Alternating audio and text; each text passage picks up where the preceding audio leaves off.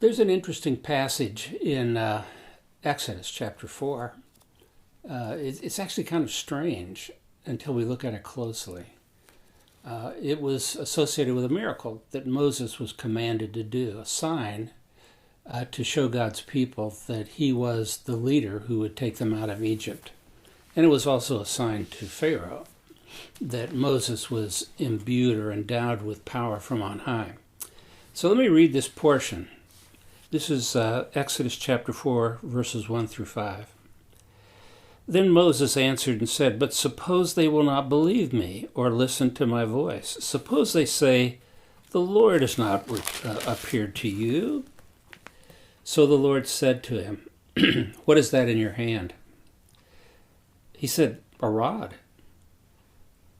And God said, "Cast it to the ground."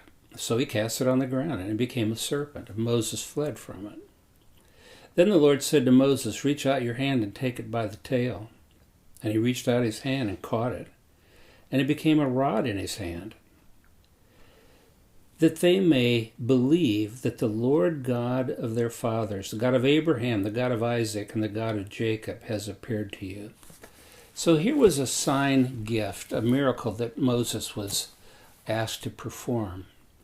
It really seems kind of strange.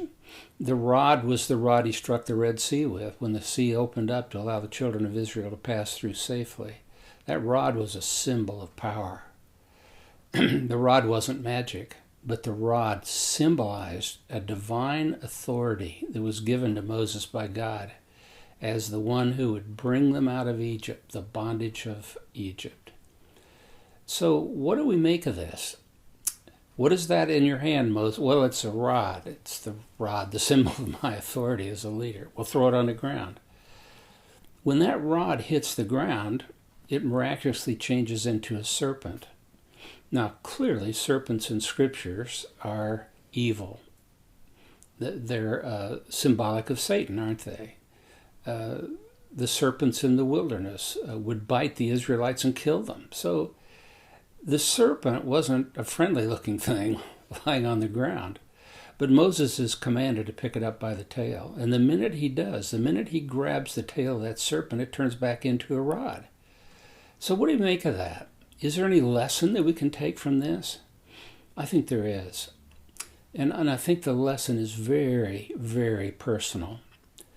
Each one of us has authority as a believer to honor God, to be a good example, a good witness to the righteousness of God in us.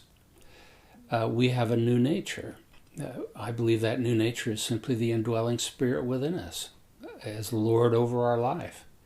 But we also have an old nature. And here's what I think maybe God is saying to us. If we use our authority, that as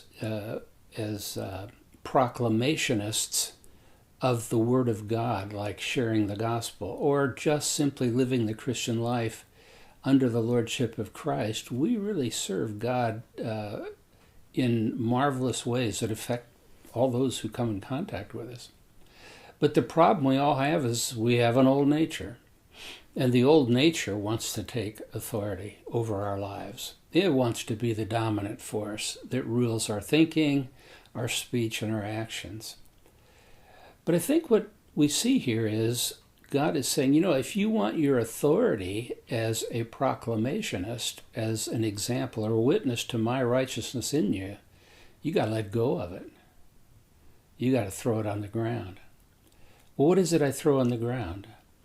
I need to let go of myself. I need to consecrate, as it were, myself to God, because God was showing Moses that, Moses as a man had authority to lead the children of Israel, and that rod was symbolic of that authority. But the problem was that Moses was a sinner by nature, and Moses had to learn he could not rule. He could not have authority over the people. He could not be their spiritual leader if he trusted in himself. But he needed to know that he didn't have that ability. When that rod, which was a symbol of good and godly divine power, was thrown on the ground, it became a serpent. Oh my goodness. Was that telling? In other words, Moses, on your own, by nature, you have no resources to guide my people out of out of Egypt. But when it was let go of, in other words, turned over to God, God showed Moses it was evil, that he was evil by nature, that we are evil by nature.